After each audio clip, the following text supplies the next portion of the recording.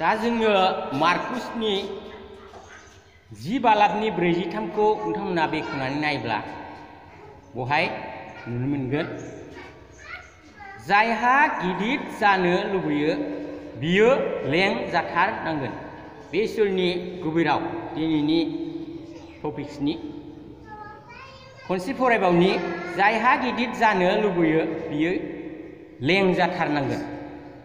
मार्कुसनि 10:43 आरोबाव जोङो माथाइनि 7 सल्ल'आव जोङो मोनबावगोन नोंसोरो बिसोरनि मावनायफोरजों बिसोरखौ मिथिगोन।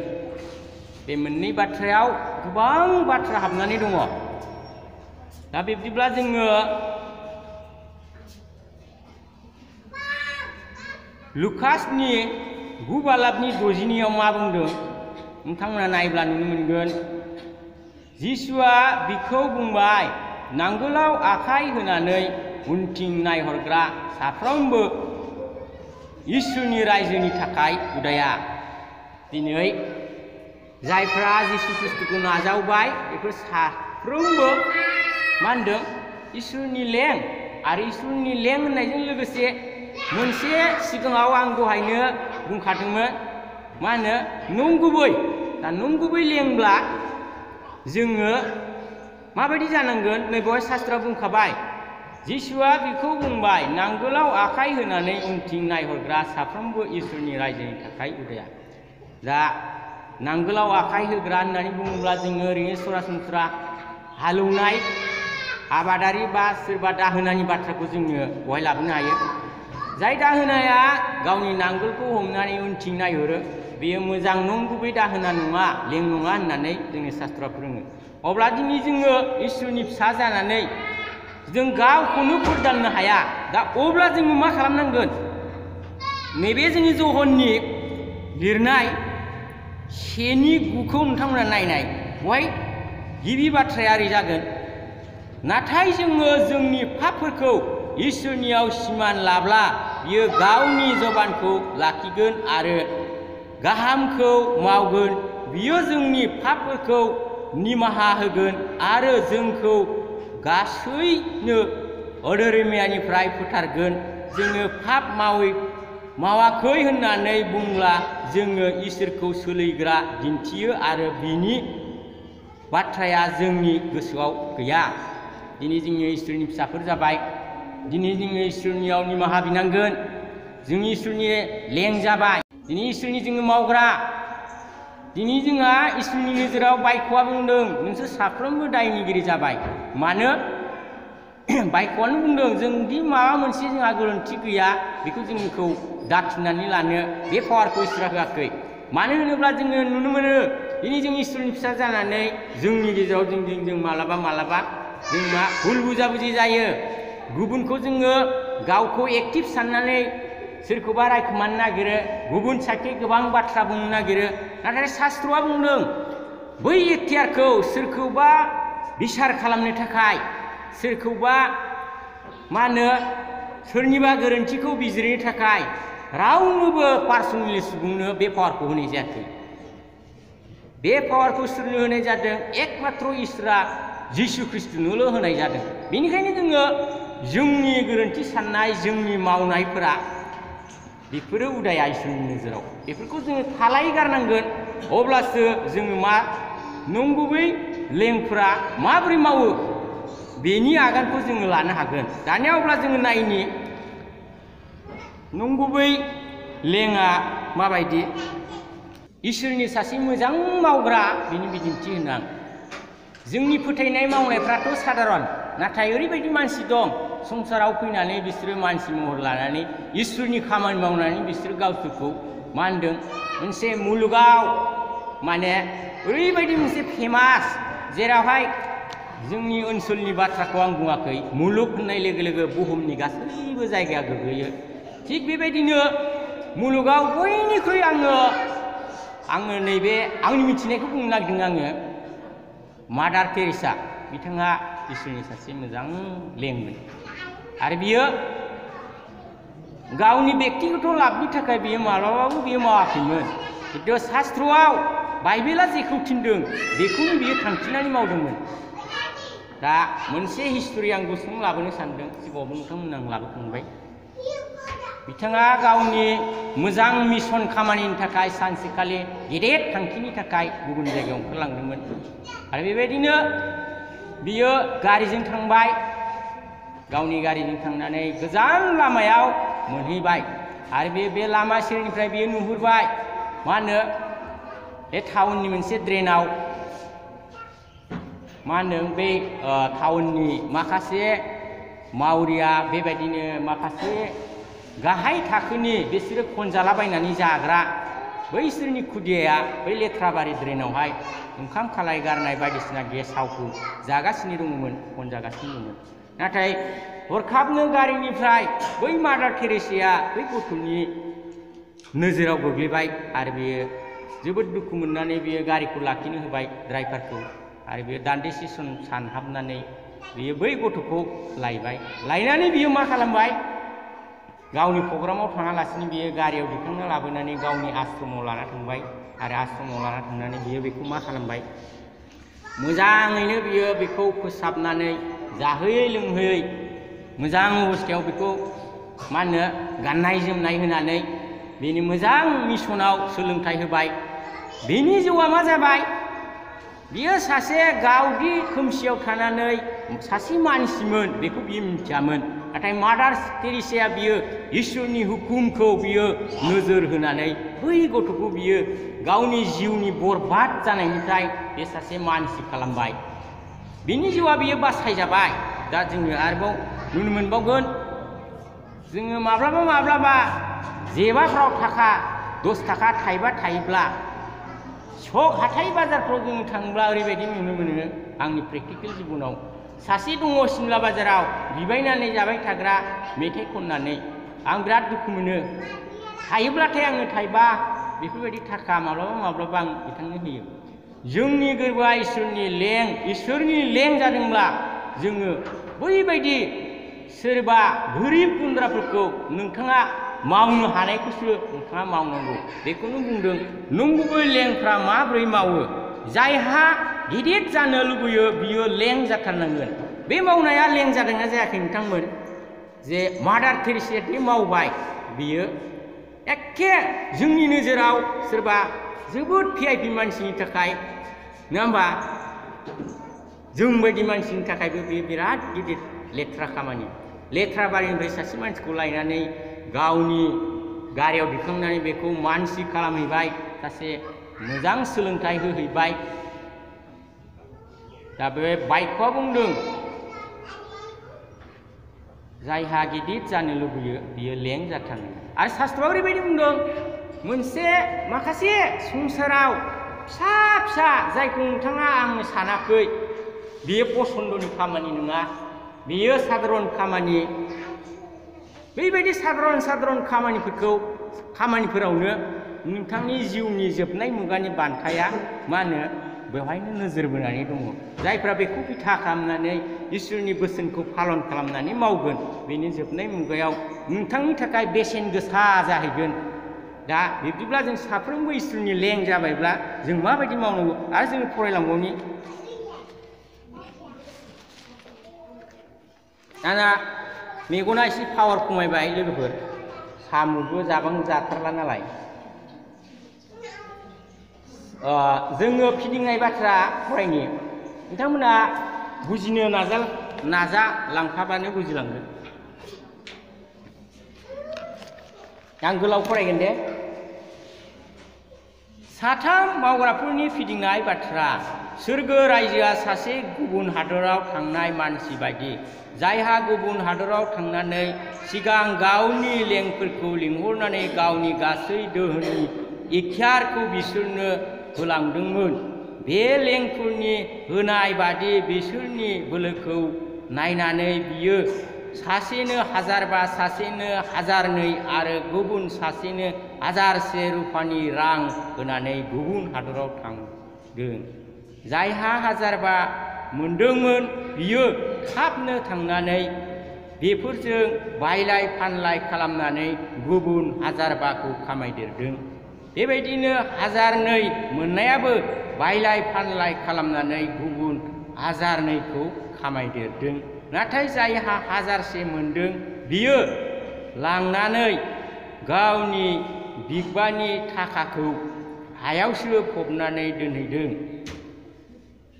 गोबावजों जेब्ला बिगबाया फैनानै लेंफोरनि हिसाबखौ लाफैयो अब्ला जाय लेङा 1002 मोनदोंमोन बियो गाव मोनदेरनाय 1002खौ लाबोनानै होबाय। औ बिगबा, नों आंनो 1002 रां होलांदोंमोन, नै आङो गुबुन 1002 खामायदेरबाय। अब्ला बिगबाया होनदों, हामबाय अ धोरोमिया, बियो फोथायजाग्रा लें। नोङो इसे होलांनायावनो फोथायजानायनि खामानि मावबाय, बिनिखायनो आङो नोंखौ गोबांनि सायाव एखतियार गोनां खालामगोन। फै, नोङो आंनि रंजानायाव बाहागो लाफै।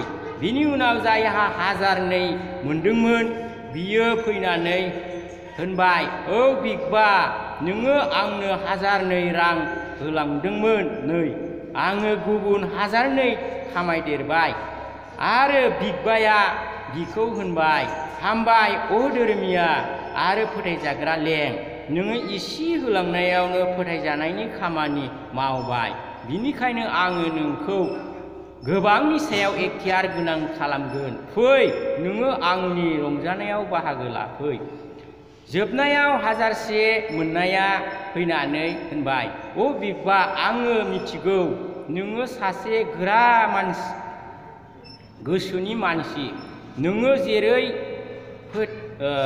फोआखै बेवहाय हायो आरो नोङो जेराव बेगर साराखै बेवहाय आबाद बुथुमो। बेनिखायनो आङो नोंखौ गिनानै नोंनि होलांनाय रांखौ हायाव फबनानै दोनखोमादोंमोन। नै आङो नोंनि रांखौ नोंनो गथायफैफिनबाय। बे समाव बिगबाया बिखौ होनदों, अ दुष्ट आरो अलसिया लें, नोङो मिथिखादोंमोनब्ला आं जेराव फोआखै बेवहाय हायो आरो जेराव बेगर साराखै बेवहायनो आबाद बुथुमो। नोङो आंनि रांखौ आवथिग्रानायाव दोननांगौमोन। नोङो बेखौ मोनामोनब्लाबो आं बिनिफ्राय आंनि रांखौ सुदजों लोगोसे मोनफिनगौमोन। अब्ला बिगबाया होनबाय, नोङो दा बिनिफ्राय रांखौ लानानै गुबुन 10,000 रां गोनांनो हैदो। मानोना जायहा मोजाङै बाहायो बिनो होदेरनाय जागोन आरो बिहा आग्लाय बिग्लाय जागोन। नाथाय जायहा फोथायजायि बिनिफ्राय इसे दंनायखौबो सेनाय जागोन। बे उदायै लेंखौ नोंसोरो लांनानै बायह्रानि खोमसियाव गारहर, बेयाव बिहा गाबनाय आरो हाथाय अरखेनाय जागोन। आरो जों फरायलांबावनि गाहायनिफ्राय, जोबनाय बिसार। मानसिनि बिसा हौवाया आरफोरजों लोगोसे लोगोआव लानानै जेब्ला राजा बायदि फैनानै गावनि सिंहासनाव सौफैगोन अब्ला गासै मानसिफ्रा बिनि सिङाव ज' जाफैगोन। आरो मेन्दा लावखारा जेरै मेन्दाफोरखौ बोरमाफोरनिफ्राय थख' खालामो बेबायदिनो मानसिनि बिसा हौवायाबो गासै मानसिफोरखौ खावनै स्रा खालामगोन। बियो धोरोमियाफोरखौ गावनि आगदाथिं आरो गुबुनफोरखौ आगसिथिं दोनगोन। बिनि उनाव राजाया गावनि आगदाथिंनिखौ होनगोन, फै आंनि आफाजों अनजानायफोर, नोंसोरो फै आरो संसाराव सोरजिजानायनिफ्राय राजानि नोंसोरनो लागै थाम थिम खालामखानाय जोबनो गैयै रायजोखौ आवग्रिफै। आं उखैनायाव नोंसोरो आंनो जाहोदोंमोन, आं गांनायाव नोंसोरो आंनो लोंहोदोंमोन। आं गुबुन हादरियामोन नाथाय नोंसोरो आंनो खुलि होदोंमोन। आं लांथिया जानायाव नोंसोरो आंखौ गानहोदोंमोन आरो जोमहोदोंमोन आरो जब्रा जानायाव नोंसोरो आंखौ दाव दाव खालामदोंमोन आरो आङो जोबथेसालियाव थानायाव नोंसोरो आंखौ नायफैदोंमोन। बुजिनो नाजा लोगोफोर। बे समाव धोरोमियाफ्रा बुंफिनगोन, अ फोरबु, नोंनि उखैनाय समाव माब्ला जोङो नोंखौ जाहोदोंमोन एबा गांनाय समाव लोंहोदोंमोन? नोंखौ गुबुन हादरनि नुनानै माब्ला जोङो नोंनो जोंनि न'फोराव खुलि होदोंमोन एबा लांथिया नुनानै नोंखौ गानहोदोंमोन? माब्ला जोङो नोंखौ जब्रा जानाय नुनानै दाव दाव खालामदोंमोन एबा जोबथेसालियाव जोबनायाव नुनानै नायदोंमोन? अब्ला राजाया बुंगोन, आंनो नोंसोरनो मिथिहोयो, आंनि बिदा फंबायफोरनि सोरबा दुइसिनथारनि थाखाय मावनाया आंनि लागै मावनाय जादोंमोन। दा जोङो बायख'आ स्रा बुंबायना, बे इसोरनि मावनाया दहाय जों मादार टेरेसानि एग्जाम्पल लाबोबाय। सोरबा दुइसिन नेहातनि बैखौ मदद होनायाव बे इसोरनि मावनाय, बेयो इसोरनि नंगुबै लें, बिनि पिक्सारा बहाय बेरखांदों। दा लोगोफोर, जोबनाय मुगायावसो जोङो बेनि बाथ्राखौ जोङो मोनगोन। नैबे बायख'आव बुंदों। दा जों साफ्रोमखौबो बेबायदिनो नंगुबै लेङा माखौ बुङो, माबायदि बिसिनि मावबिदिन्थिफ्रा दिनैनि बायख'नि गेजेरजों जों एसेबाबो मिथिनो हायो। आरो जों नंगुबै लें होननानै बुङोब्ला जोंनि बाथ्राखौ दान्दिसे सम दोनथ'नानै जोङो बाइबेलाव इसोरनि लेंफोरनि गोबां बिदिन्थिफोर, गोबां मानसिनि मुंफोरखौ जोङो बुंनो हायो। जेरैहाय मसीहा इसोरनि लेंमोन।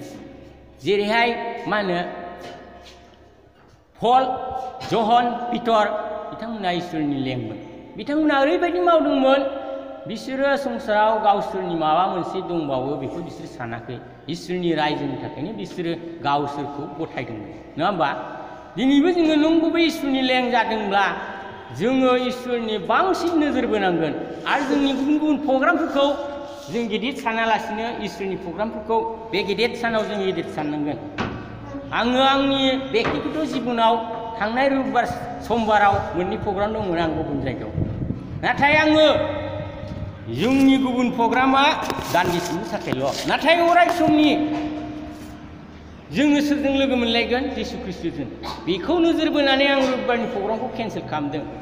मानो होनोब्ला जोङो जिसु ख्रिस्ट'नि फिसा जानायखाय इसोरनि जोङो मा होनो नोजोर बोनांगोन, जिसुनि जोङो सार्थ लानांगोन। जोङो ख्रिस्टियान हिसाबै रबिबारखौ जोङो सार्थ, इसोरनि नोजोर, गासै जोंनि मोदोमनि प्रग्रामफ्रा इसोरखौ लानानैसो जानांगोन। खिन्थु इसोरखौ नागारनानै नङा। नोंथाङा एनि मा होनो जायखिजाया थांखियानो जाथों मानो नोंथाङा इसोरखौ गारनानै नङा। नोंथाङा इसोरनि फिसा जाबाय, इसोरनि लें जाबाय, जिथुके इसोरखौ बिथा खालामनानैसो जोंनि थांखिफ्रा जानांगोन। बेबायदि जुदि नोंथाङा इसोरखौ बिथा खालामाखैब्ला, इसोरखौ उनफारसेथिं दोनदोंबा नोंथांनि थांखिया साक्सेसफुल जानाय नङा। ओंखायनो जोंनि जिखुनु थांखि, गावबा गाव थांखि थायो, बे थांखिया इसोरखौ बिथा खालामनानै जानांगोन। थिग जोंनि नंगुबै लेङा इसोरनि बिथा खालामनानै जानांगोन। इसोरनियाव मा होनो सार्थ लाखिनानै इसोरनिखै बांसिन नोजोर बोनानै जानांगोन। नांगौबा नोंथाङा गुबुन प्रग्रामखौ केन्सेल खालामनानैबो बै सानडेनि प्रग्रामखौ नोंथाङा हमथारनो गोनां जागोन। अब्ला नोंथाङा इसोरनि सासे लें, बे हिसाबाव इसोरा आंनिदि बियो नोजोर बोदों, आंनिदि बियो अजनाव दिनै फारनै अजनाव नायोब्ला फारसेथिं जाय थारैनो बियो आंनि फारसेखै नोजोर आरो अजना बारा, बेखौ इसोरा मोनथिगौ। आरोबो जोङो नायबावनि मार्कुसनि लिरनाय 10 आङो 35निफ्राय फरायनो। दा जोंनि गेजेराव इसोरखौ फोथायग्रा जानानै जोङो गोबां खोथा जोंनि गेजेराव जों सानो, इसोरखौ फोथायनानै जोङो सोरगो रायजो मोनगोन ना मोना, बेबायदि साननाया जोंनि मानसि हिसाबै जोंनियावबो फैयो।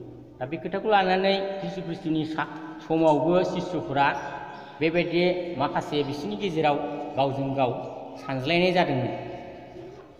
दा बे खोथाखौनो जोङो फरायनो।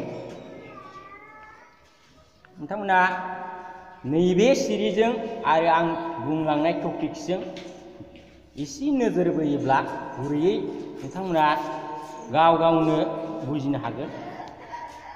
जाकब आरो जहननि खावलायनाय। जेबेदाइनि सानै फिसाज्ला जाकब आरो जहना जिसुनियाव थांनानै होनबाय, अ गुरु, जोंनि हास्थायनाया बेनो, जोङो नोंनियाव जेखौ बिगोन नोङो जोंनो लागै बेखौ मावदो।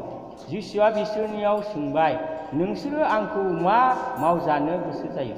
बिसोरो बुंफिनबाय, जोंनि लागै बेखौ मावदो। जेब्ला नों गावनि महिमा गोनां रायजोनि सिंहासनाव जगोन अब्ला जोंनि सासेखौ नोङो गावनि आगदाथिं आरो सासेखौ आगसिथिं फज'। जिसुआ बिसोरखौ होनबाय, नोंसोरो मा हास्थायदों नोंसोर गावसोरनो मिथिया। आङो लोंगोन थैनांनायनि खुरैखौ नोंसोरो लोंनो हागोन खोमा, एबा आङो नाजावगोन बाप्तिस्माखौ नोंसोरो नाजावनो हागोन खोमा। बिसोरो बुंफिनबाय, जोङो हागोन। अब्ला जिसुआ होनदों, आं लोंगोन खुरैखौ नोंसोरबो लोंगोन आरो आं जेरै बाप्तिस्मा होजागोन नोंसोरबो होजागोन। नाथाय नोंसोरखौ आंनि आगदा आरो आगसिथिं फज'नो सायख'नायनि एखतियारा आंहा गैया। बेखौ होगोना इसोरासो, जायनि लागै थाम थिम खालामखाजादों इसोरा बिसोरनोसो होगोन।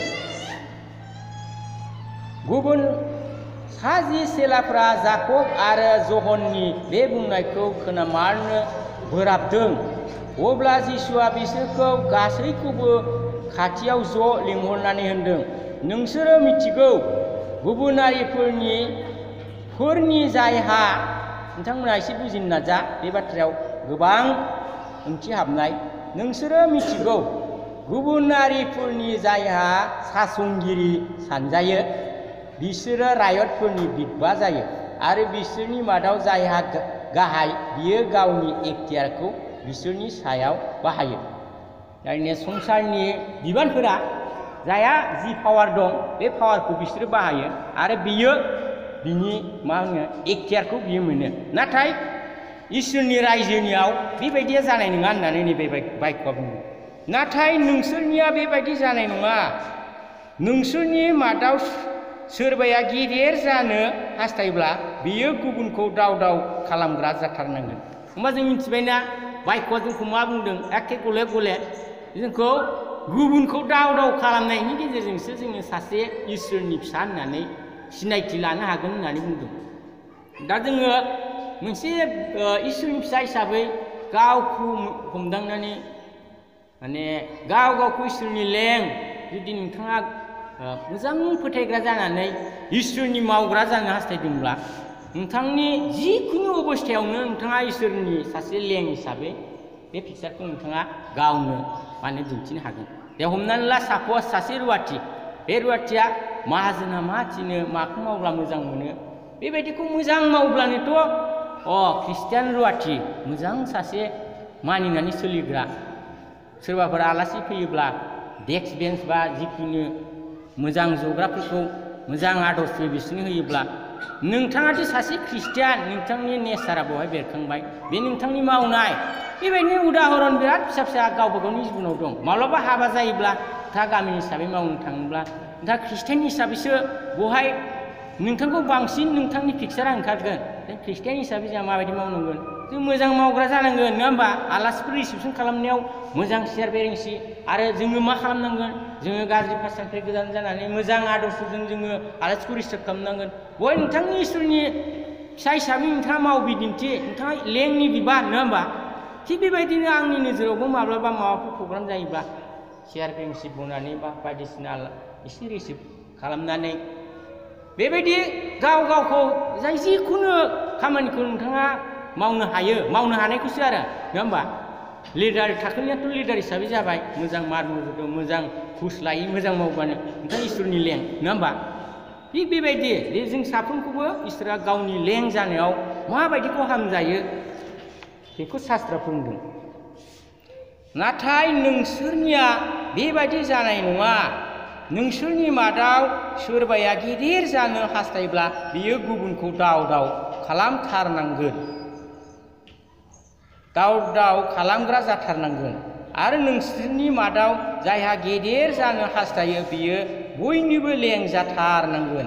मानोना मानसिनि बिसा हौवायाबो दाव दाव खालामजानो फैयाखै, बियो गुबुनखौ दाव दाव खालामनो आरो गावनि जिउखौ होनानै गोबां मानसिफोरखौ बासायनो फैबाय। नायदो, बेवहाय जोङो लास्टआव मा मोननो हाबाय?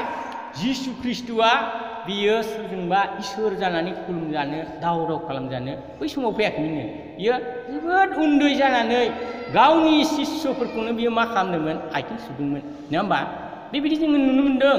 सोरगोआव नाथाय बियो गेदेर नङा होमबा। जुदि जोङो सोरगोआव गेदेर जानो लुबैदोंबा जिसु ख्रिस्ट'नि जोङो दैदेनथि जानांगोन नङा होमबा। जेरै जहन पिटरमोन बिथांमोनाबो मा गोबां जब्राफोरखौ बिसोरो माने जायफोरखौ मुगैयो बैफोरबायदि जब्रानि खाथियाव थांनानै बिसोरो आर'ज खालामहैदोंमोन आरो बिसोरा मोदोमाव जेबो लाब जायाखैमोन। आरो नाथाय बिसोरनि लाबा बिसोरो नुहुरदोंमोन जोंनि लाबा सोरगो रायजोआव रोमै रोमै फोथायनायनि गेजेरजों। दा दिनै जोंनि मेगनजों नुवाखैब्लाबो जिसु ख्रिस्ट'खौ गोसोनि मेगनजों नोंथाङा जिसु ख्रिस्ट'नि महरखौ नायोब्ला नोंथाङा नुनो मोनगोन आं सासे इसोरनि फिसा आरो इसोरनि लें जानानै दिनै आं बे बाक्यनि गेजेरजों गोबां बिदिन्थि होबाय। जे मादार टेरेसानि मावनाय, जिसु ख्रिस्ट'नि मावनाय, जहन पिटरमोननि मावनाय, मसीहमोननि मावनाय बेबायदि जानांगोन जोङो जुदि इसोरनि लें जायोब्ला। मानो होनोबा जिसु ख्रिस्ट'नि लेंआ जिसु ख्रिस्ट'आ जेखौ जिबायदि लेंबोदों जोंबो बेबायदिनो जानांगोन। जों गेदेर जानो नागिरनानै जोंनिया दहायनो बुंखादोंना बाइबेलाव संसारनि बायदि जानाय नङा नोंसिनिया। सोरबा गेदेर मासि मोनब्लानो बिनियाव पावार थांनानै गावनि गोसो बायदि सालायनाय बेयो गेदेर मोननाय नङा। नाथाय सोरगो रायजोनिया जोंनिया बेबायदि जानाय नङा। उन्दै मावनायजोंसो जोङो सोरगोआव गेदेर बान्थाखौ मोननो हागोन। दा नंगुबै लेंनि बिबान बेनि सोमोन्दै आं दिनैनि गोथार बाथ्राखौ बे गुसुं समनि गेजेराव बुंनानै आङो फोजोबबाय। आर'ज खालामो। सोरगो शक्तिमान प्रभु जिसु आफा इसोर प्रभु नोंखौ बे समाव हाजासे हामबाय होनदों नोंनि गोथार बाथ्रानि गेजेरजों प्रभु जोङो दिनै गोथार बे रावखौ जोङो सोलोंबाय आफा। आफा जोङो सोलोंनायल' नङा आफा, जिउआव नंगौयैनो जोङो सोलोंनानै नंगौयैनो जोङो नोंनि सासे मोजां लें जानो हायो। बेबायदि नोङो जों साफ्रोमनोबो जोङो गेदेर आशीर्बादखौ दान खालामदो। बे गुसुं आर'जखौ एकमात्र जिसु ख्रिस्ट'नि मुङाव बिबाय।